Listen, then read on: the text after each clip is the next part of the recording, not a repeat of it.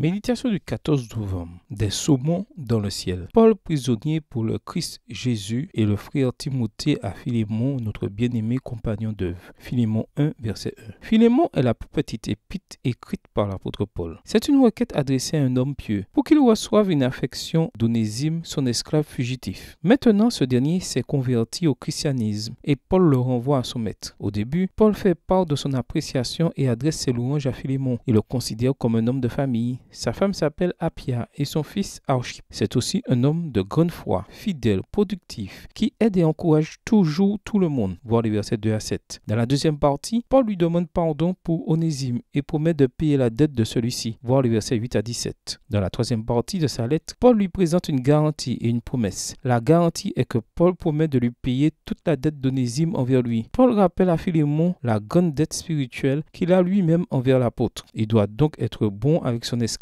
et l'apôtre lui demande également de garder une chambre disponible pour le moment où il pourra venir lui rendre visite. Versets 18 à 22. Dans cette épître, nous voyons un homme véritablement chrétien intercéder en faveur d'un esclave. La grande leçon est la suivante. Quelle que soit la situation dans laquelle une personne se trouve, elle doit être traitée avec respect et dignité. Après tout, nous avons tous été faits à l'image de Dieu et, par sa grâce, cette image sera restaurée dans le processus du salut. Le 25 août 1950, un simple pêcheur revient lentement au port de San Francisco avec son bateau rempli de saumon. Il voit soudain plusieurs personnes qui luttent pour se maintenir à flot. Il s'agit de patients du navire hôpital Benevolencia entré en collision avec un autre navire à cause du brouillard. Il se jette immédiatement à l'eau et les sauve un par un, aussi vite que possible, contraint de se débarrasser de ses caisses pleines de saumon, son gagne-pain, afin de libérer de la place. Avec ses muscles et son cœur endolori, il demande à Dieu la force de sauver tout le monde. C'est ainsi que dans un geste héroïque, son bateau s'est retrouvé entièrement vidé de ses saumons et rempli de 70 rescapés. L'Église est aussi un navire hôpital rempli de patients et de naufragés. Dans quelle mesure sommes-nous prêts à nous séparer de nos saumons, de nos idées, de notre position, de nos biens et de notre temps afin de les rendre dignes, de les restaurer, de les sauver tous? Le ciel ne sera pas rempli de saumons, mais de patients restaurés et de rescapés. Bonne journée à vous et que le Seigneur vous bénisse.